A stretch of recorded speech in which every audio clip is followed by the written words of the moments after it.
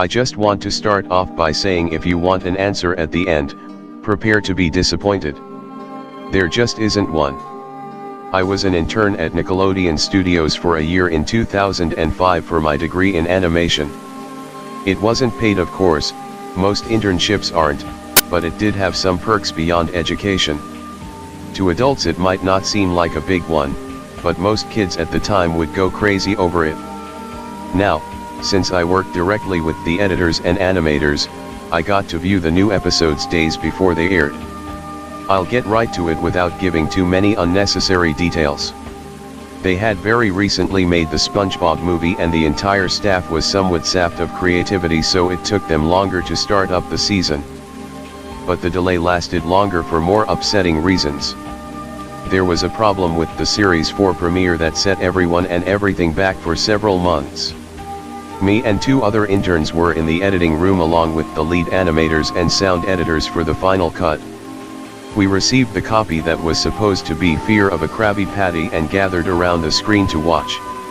Now, given that it isn't final yet, animators often put up a mock title card, sort of an inside joke for us, with phony, oftentimes lewd titles, such as How Sex Doesn't Work instead of Rock-A-Bye Bye Valve when SpongeBob and Patrick adopt a sea scallop. Nothing particularly funny but work-related chuckles. So when we saw the title card Squidward Suicide, we didn't think it more than a morbid joke. One of the interns did a small throat laugh at it. The happy-go-lucky music plays as is normal. The story began with Squidward practicing his clarinet, hitting a few sour notes like normal. We hear SpongeBob laughing outside and Squidward stops, yelling at him to keep it down as he has a concert that night and needs to practice. SpongeBob says okay and goes to see Sandy with Patrick. The Bubbles splash screen comes up and we see the ending of Squidward's concert. This is when things began to seem off. While playing, a few frames repeat themselves, but the sound doesn't. At this point sound is synced up with animation, so, yes, that's not common, but when he stops playing, the sound finishes as if the skip never happened.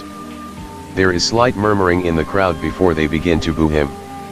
Not normal cartoon booing that is common in the show, but you could very clearly hear malice in it. Squidward's in full frame and looks visibly afraid.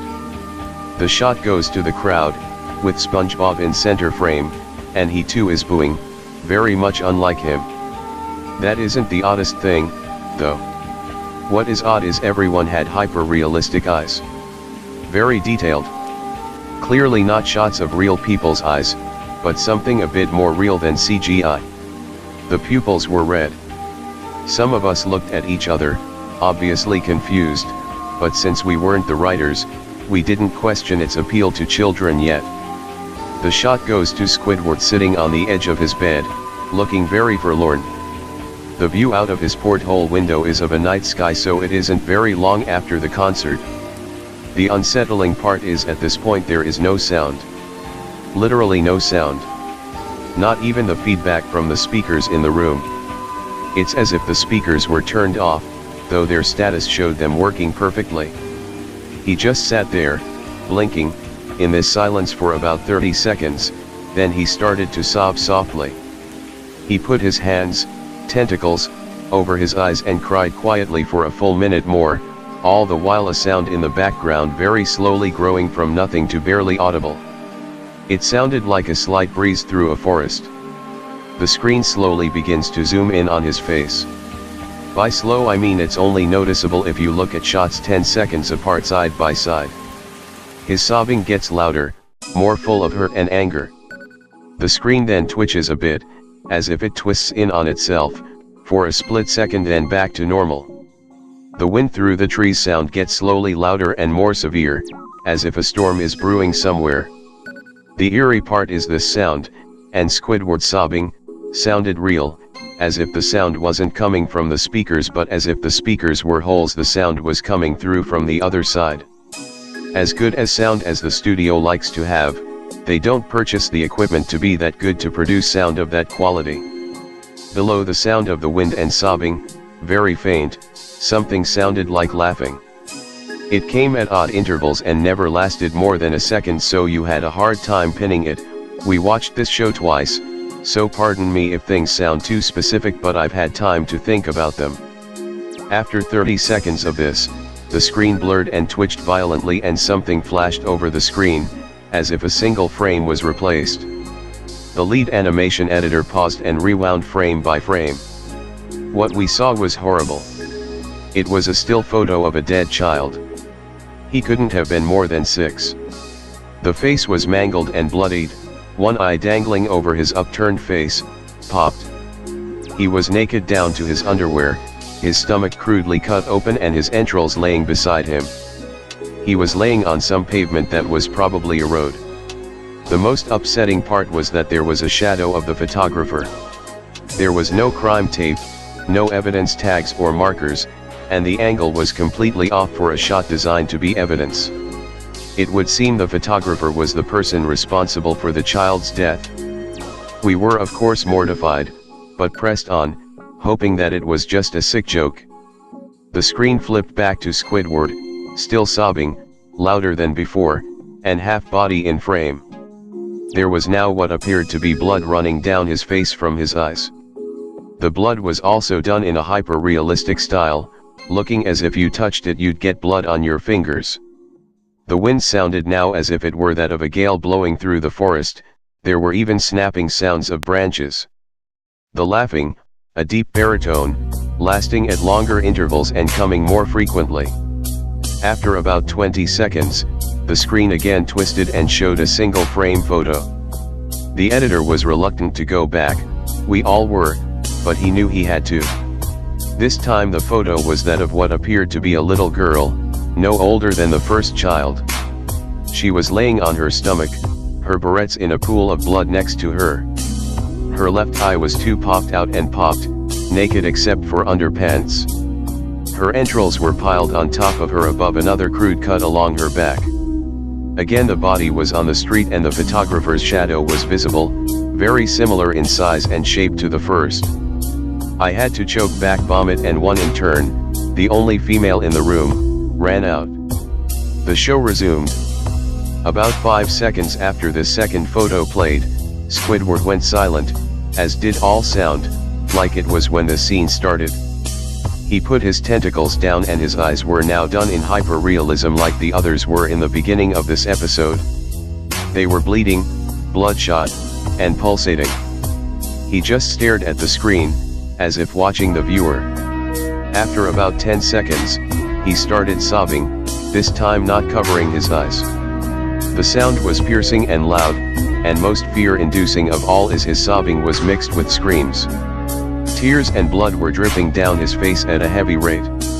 The wind sound came back, and so did the deep-voiced laughing, and this time the still photo lasted for a good 5 frames. The animator was able to stop it on the 4th and backed up. This time the photo was of a boy, about the same age, but this time the scene was different.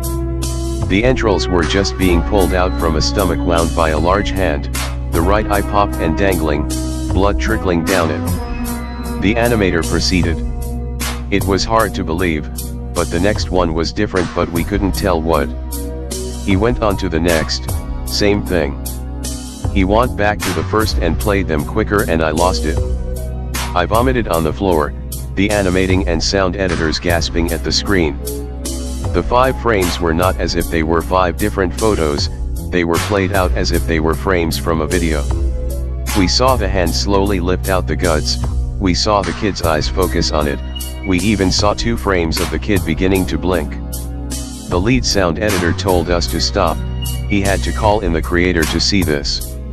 Mr. Hillenberg arrived within about 15 minutes. He was confused as to why he was called down there, so the editor just continued the episode. Once the few frames were shown, all screaming, all sound again stopped. Squidward was just staring at the viewer, full frame of the face, for about 3 seconds. The shot quickly panned out and that deep voice said do it, and we see in Squidward's hands a shotgun. He immediately puts the gun in his mouth and pulls the trigger. Realistic blood and brain matter splatters the wall behind him, and his bed, and he flies back with the force. The last 5 seconds of this episode show his body on the bed, on his side, one eye dangling on what's left of his head above the floor, staring blankly at it. Then the episode ends. Mr. Hillenberg is obviously angry at this. He demanded to know what the heck was going on. Most people left the room at this point, so it was just a handful of us to watch it again. Viewing the episode twice only served to imprint the entirety of it in my mind and cause me horrible nightmares. I'm sorry I stayed. The only theory we could think of was the file was edited by someone in the chain from the drawing studio to here. The CTO was called in to analyze when it happened. The analysis of the file did show it was edited over by new material. However, the timestamp of it was a mere 24 seconds before we began viewing it.